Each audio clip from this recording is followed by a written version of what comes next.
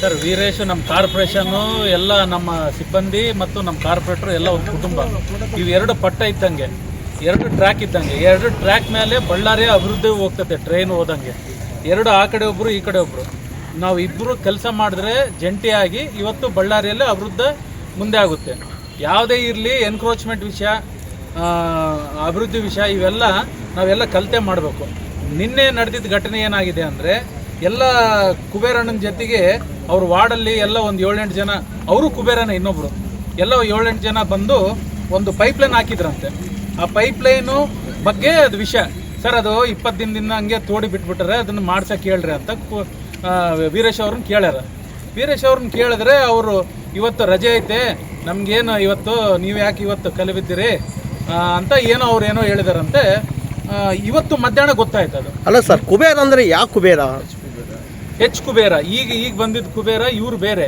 ನಿನ್ನೆವರೆಗೆ ನಾನು ನಮ್ಮ ಕುಬೇರ, ನಮ್ಮ ಕಾರ್ಪೊರೇಟರ್, ನಮ್ಮ ಸಹೋದ್ಯೋಗಿ ಅವರು ನಿನ್ನೆ ಫೋನಲ್ಲಿ ಮಾತಾಡಿದಾಗ, ನನಗೆ ಲಾಸ್ಟ್ ಮಾತಾಡಿದಾಗ, ಅಣ್ಣ ನೀನು ಏಮ್ చేయలేదు ನಾಕೇಮೆ ಅಂತೋಟ ಏಮ್ ಇದು ಕಾಲೇದ ಅಂತ ಅವ್ರು ಫೋನಲ್ಲಿ ಮಾತಾಡಿದರು. ಆಮೇಲೆ ನಾವು ವಿಡಿಯೋ ಎಲ್ಲ ನೋಡಿದ ಮೇಲೆ ಮಾಹಿತಿ ಅಲ್ಲಿಗೆ ಗೊತ್ತಿದ್ದು.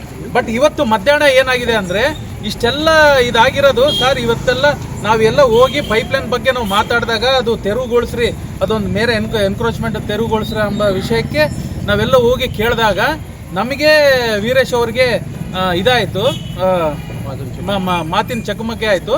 ಅದ್ರ ಬಗ್ಗೆ ಇದಾಗಿರೋದು ಎಂಬುದು ನಮ್ಗೆ ಇವತ್ತು ಮಧ್ಯಾಹ್ನ ಗೊತ್ತಾಗಿರೋದು. ಮಧ್ಯಾಹ್ನ ಗೊತ್ತಾದ ಮೇಲೆ ಅವರೆಲ್ಲ ನಮ್ಮ ಕಾಂಗ್ರೆಸ್ ಕಾರ್ಯಕರ್ತರು ಅವ್ರ ಪರವಾಗಿ ಇವತ್ತು ನಾವೆಲ್ಲ ಬಂದು ಇವತ್ತು ಕೇಸ್ ಫೈಲ್ ಮಾಡಿದ್ವಿ. ಕುಬೇರ ಎಂಬವರು ನಮ್ಮ ಪಾಲಿಕೆ ಸದಸ್ಯರು 38ನೇ ವಾರ್ಡ್ ಸದಸ್ಯರು. ಅವರು 38ನೇ ವಾರ್ಡ್ ಸದಸ್ಯರಲ್ಲೇ ಒಂದು ಕಾರ್ಯಕ್ರಮ ಇದ್ದಿದ್ದಾರೆ. ಆ್ಯಕ್ಚುಲಿ ನಿನ್ನೆ ಸಾಹೇಬರು ಮಾಡಿದ್ರು. ಆ ಇದರಲ್ಲಿ ಈ ಕುಬೇರ ಅಂದರೆ ಇಲ್ಲಿ ಏನು ಜಗಳ ಆಗಿದ್ದ ಕುಬೇರ ಇವರೆಲ್ಲ ಬೇರೆ. ಈ ಕುಬೇರ ಆ ವಾರ್ಡ್ ಸದಸ್ಯರಿಂದ ಅವ್ರ ಜನ ಸಮಸ್ಯೆ ಕೇಳಕ್ಕೆ ಅವ್ರದ್ದು ಕಲ್ತವ್ರೆ. ಈ ನಮ್ಮ ಕುಬೇರ ಬೇರೆ, ಎಚ್ ಕುಬೇರ ಬೇರೆ. ಇದಕ್ಕೇನಾದರೂ ಸಂಧಾನ ಏನಾದರೂ ರೂಪ ಕೈಗೊಳ್ತದೆ ಸರ್, ನೀವು ಮಧ್ಯಸ್ಥಿಕೆ ವಹಿಸಿ? ನಮಗೇನಿಲ್ಲ. ಇವಾಗ ನಾವು ಮೊದಲನೇದು ಕೆಲವು ಸಾರಿ ಅವ್ರಿಗೆ ನೋವಾದಾಗ, ಅವ್ರಿಗೆ ಏನಾದರೂ ಬಟ್ ಅವ್ರಿಗೆ ಸರಿ ಮನಸ್ಸಿಗೆ ನೋವಾದಾಗ ಅವರು ನ್ಯಾಯ ಕೇಳೋದು ಅವ್ರ ಧರ್ಮ.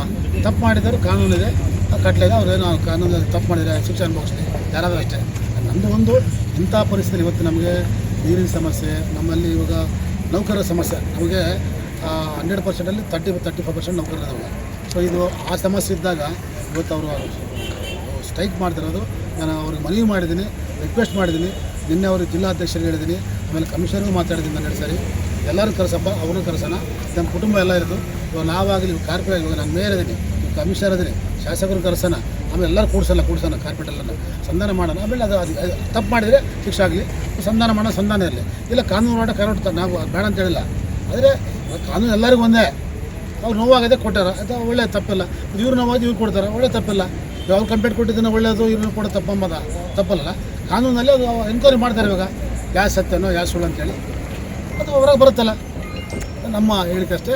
ದಯವಿಟ್ಟು ನಾನು ಮತ್ತೆ ಇವಾಗೂ ಹೇಳ್ತೀನಿ ನಮ್ಮ ಆಯುಕ್ತರಿಗೆ ಮತ್ತು ಎಲ್ಲ ಸಿಬ್ಬಂದಿ ವರ್ಗಕ್ಕೆ, ನೀವು ಇದನ್ನು ನಿಮ್ಮ ಕಾನೂನು ಹೋರಾಟ ಇಲ್ಲಿ ಒಂದು ಕಡೆ ಇರಲಿ, ಬಟ್ ಜನರಿಗೆ ತೊಂದರೆ ಕೊಡಬೇಡ್ರಿ.